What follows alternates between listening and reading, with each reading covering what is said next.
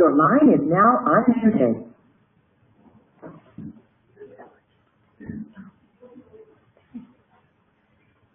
Boa noite, gente. Meu nome é Mariana Mauler. Eu sou vice-presidente e representante da direção da MAS Consultoria. E hoje eu vou apresentar a sessão interativa para vocês sobre ISO 9001. Eu vou começar a apresentação, então. A agenda sobre o que eu vou tratar na sessão interativa. Primeiramente, eu vou explicar um pouquinho o que é a ISO 9001, os principais focos da norma, quais são os benefícios, aí como que foi a implantação na MAS, a documentação obrigatória sobre a nova versão ISO 9001-2015 que vai ser lançada no próximo ano e algumas dicas para vocês. Bom, o que é a ISO? A ISO 9001 ela é uma organização internacional focada em padronização relacionada à área de gestão da qualidade e ela é aplicável a qualquer organização de qualquer tipo de atividade e setores. Sua função é elaborar padrões ou normas internacionais de modo a facilitar as relações comerciais entre diferentes países. No Brasil, ela é representada pela ABNT, que é a Associação Brasileira de Normas Técnicas. A ISO 9001 está sendo utilizada atualmente por mais de 750 mil organizações em 161 países diferentes e define o padrão para o sistema de gestão da qualidade. Não só o sistema de gestão da qualidade, mas sistema de gestão em geral. Bom, os princípios da norma.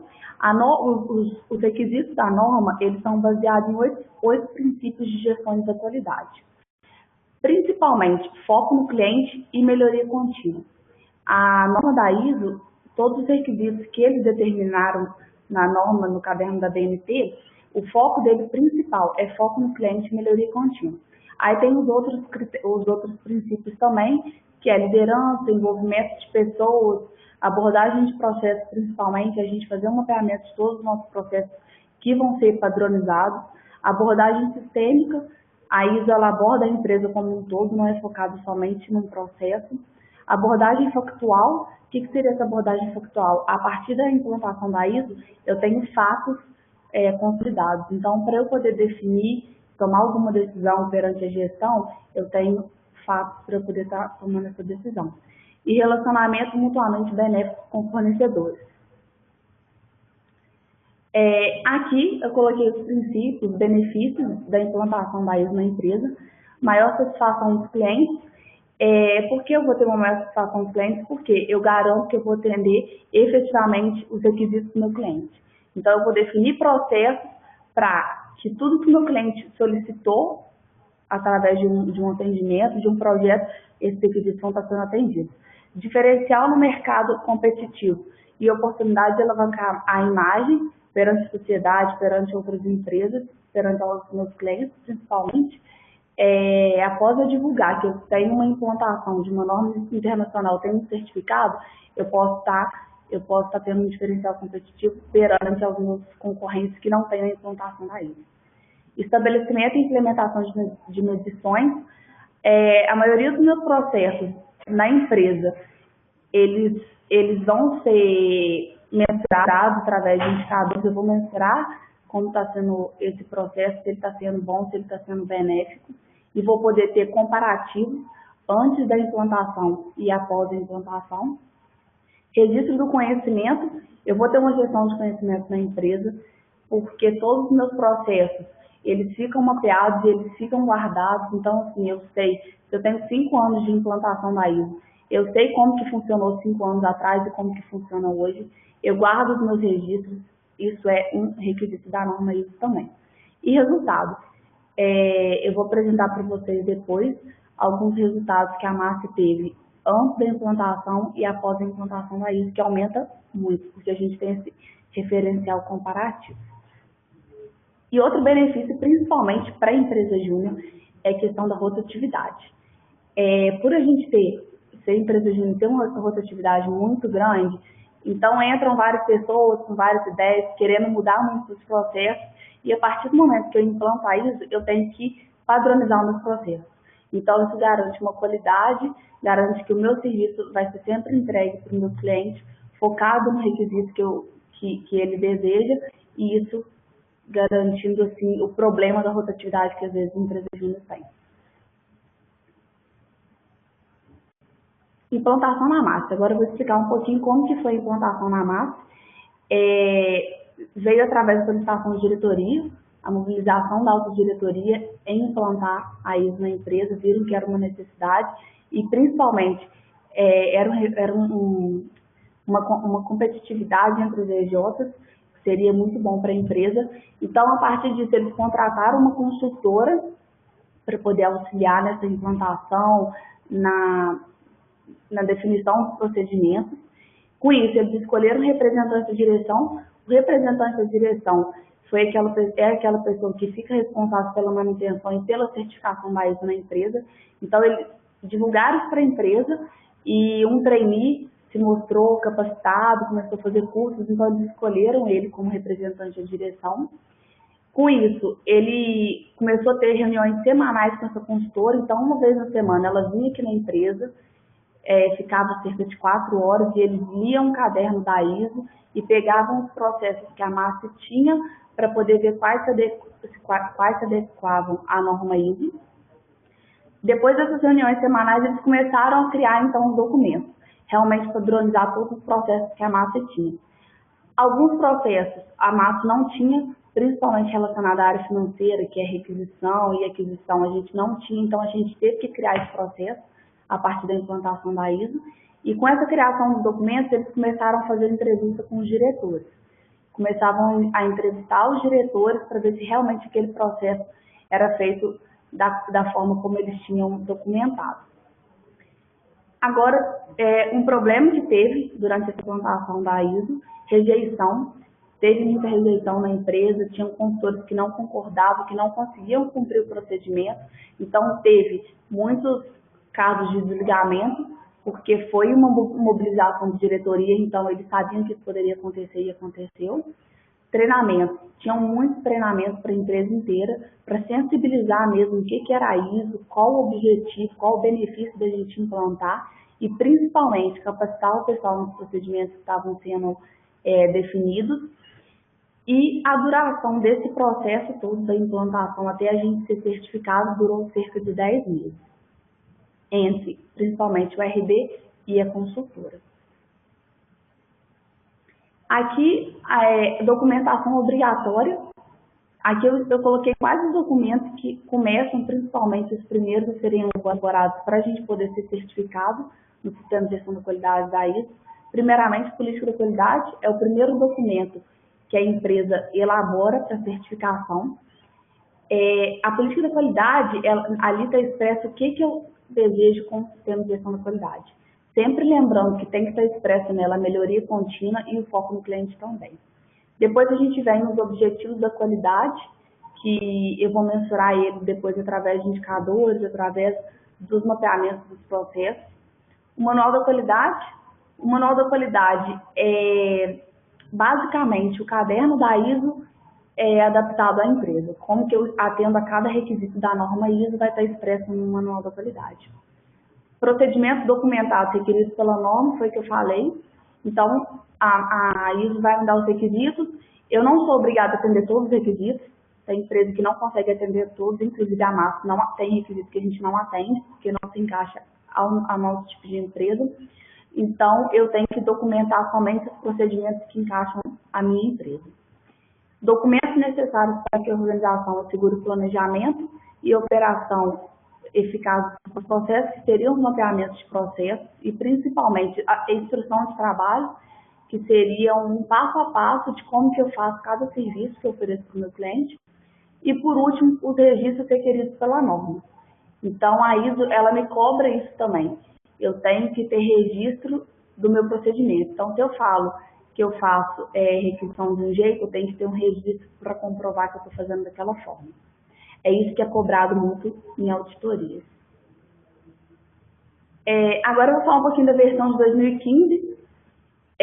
A última versão que a gente tem da norma ISO é 2008, que foi a última alteração que foi de 2000 para 2008. A alteração foi muito pequena e agora em 2015 eles vão lançar uma nova versão da norma ISO, que o requisito vai ser a gestão de risco.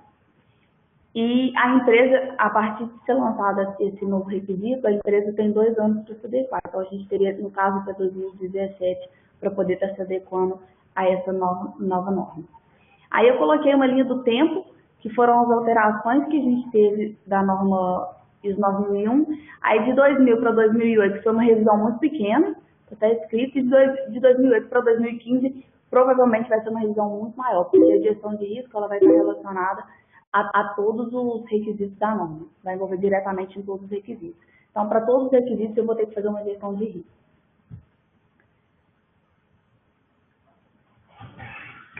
Aqui eu vou falar algumas dicas para vocês em relação ao que eu observei, principalmente na MAF. Primeiro, sensibilização da empresa para a importância da ISO. Então, assim, é um processo que toda empresa faz, todos os consultores executam. Então, a gente tem que sensibilizar o porquê que é importante isso. Tem gente que não gosta da norma e tem gente que gosta. Então, tem que ter essa sensibilização para poder conscientizar todo mundo que tem que fazer os procedimentos corretos para a gente continuar com a manutenção da ISO. Controle rigoroso. Tem que ter um controle, você tem que pegar diariamente, ver se os processos realmente estão sendo executados de acordo com o que está o procedimento, principalmente por causa da rotatividade que eu falei antes para vocês, porque se uma pessoa interpretar de uma maneira errada um procedimento, provavelmente a gente não vai estar fazendo de acordo com o que está escrito na ISO, no procedimento. Documentos coerentes. Então, na hora de determinar, de eu padronizar um processo, eu tenho que padronizar da forma que eu faço corretamente. Não adianta a gente colocar no procedimento uma coisa que a gente não faz, porque aí depois a gente pode estar tomando uma não conformidade por causa disso. Então, na hora de criar os documentos, serem coerentes com a realidade da empresa e coerentes com o que realmente é feito.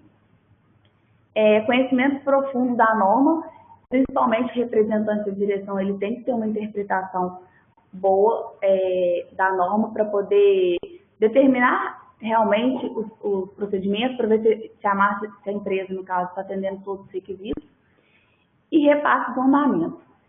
Isso principalmente é muito importante, o representante da direção ou a diretoria está passando para a empresa como é que está a ISO, se a gente está atendendo, se o pessoal está tendo dificuldade, e isso a gente só consegue fazer se acompanhar, se tiver aquele controle rigoroso. Então, tem que ter esse controle para a gente poder estar passando repasse para a empresa. Em relação a alguns resultados que a gente teve na MAF, a gente implantou a ISO em 2010. Então, de 2010 para 2011, a gente teve alguns resultados muito significativos, principalmente em relação à entrega de projetos. A gente entregava 77% dos projetos no prazo e atualmente a gente entrega 94% dos projetos no prazo. Em relação à satisfação de clientes, aumentou, a gente tinha uma satisfação de clientes de 88% em relação aos serviços que eram entregues para eles e hoje aumentou com uma média de 93%. Então, principalmente focado em clientes, a gente viu que a gente teve um aumento significativo. Então, isso principalmente são os resultados que a ISO deixa para a gente. E uma coisa que eu foco muito para a empresa júnior, que às vezes as pessoas perguntam, mas realmente é bom, às vezes a ISO ingesta muito, mas assim, para a empresa júnior, principalmente por causa da rotatividade.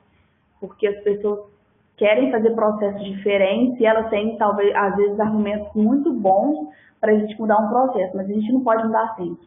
Então, assim, por isso do conhecimento muito grande em relação à norma, é importante o RDP. Pode abrir? Eu vou abrir agora, então, o espaço para perguntas de vocês no chat, então vocês podem mandar que eu vou responder agora para vocês.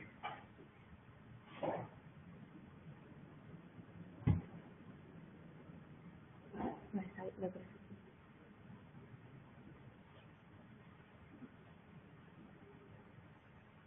Tem algum ponto também que às vezes eu não abordei, vocês podem perguntar como que funciona, às vezes, a auditoria, como que a empresa deve ser auditada, a frequência, podem perguntar.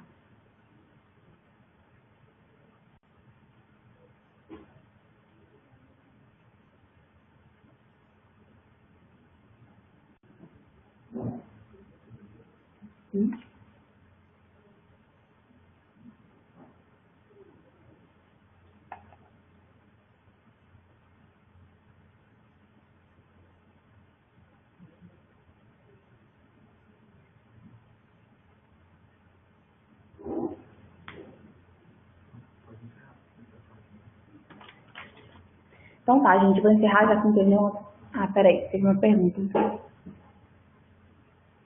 Tá. Então, em relação às auditorias, como que funciona? No caso de você certificar a sua empresa, primeira auditoria é a auditoria de certificação, é uma auditoria que dura, em média, uns 4 dias. E depois a gente tem, anualmente, auditoria de manutenção, que a gente fala, aí são mais 2 anos, que é a auditoria de manutenção, e depois, no 4º ano, a gente passa por uma auditoria de recertificação novamente.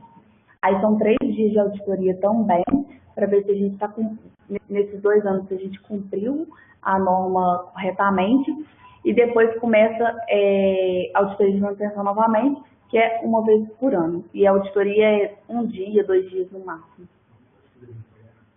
Isso, são as auditorias externas. A auditoria interna fica de acordo com a necessidade da empresa.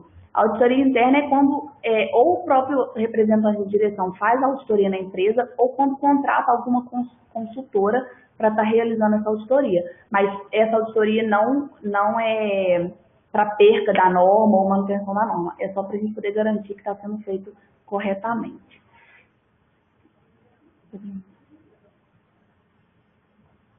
Tá. A gente não tinha os processos padronizados, a gente padronizou quando a gente realmente quis a certificação da ISO. Então, a gente, quando levantou essa necessidade de diretoria de ter a certificação da ISO, aí sim que os processos foram padronizados. Até então, não eram padronizados os processos. Tanto que a gente tem documentos que a gente nem tem antes de 2009, 2008. Então, a partir da implantação da ISO, a gente tem todos os processos mapeados. Antes não eram mapeados. Mais alguma pergunta?